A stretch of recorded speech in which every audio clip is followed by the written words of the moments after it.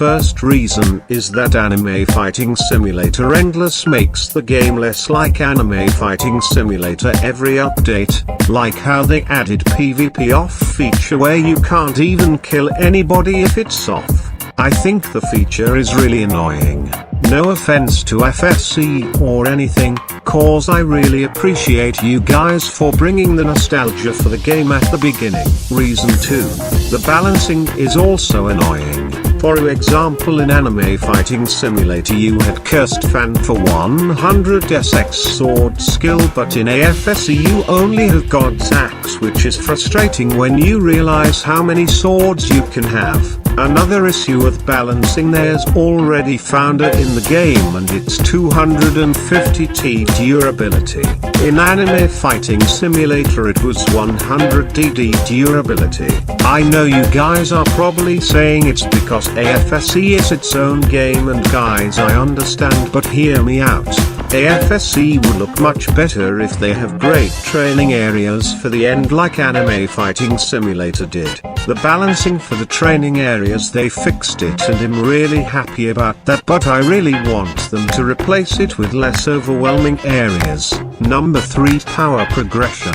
Levelings are a currency that drops in the game to upgrade your stat multiplier, yen per minute, and chikara per minute. I don't like the fact that it makes players progress so fast. They have to add training areas so fast. It's taking away the purpose of like 2x, 5x, and 10x events. I think slayers like in Anime Fighting Simulator would be perfect instead, because it didn't make people progress monstrously strong.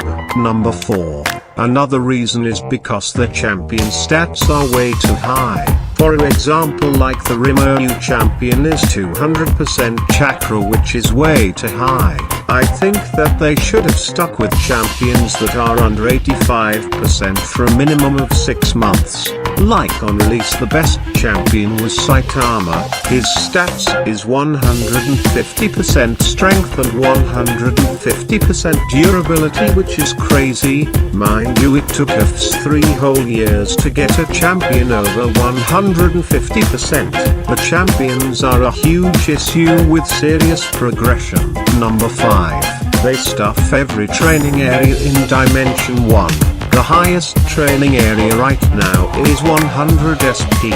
You guys might not see a problem with this, but this just equals players will progress 100x faster than in AFS, which means in 3 years players will be like SILP.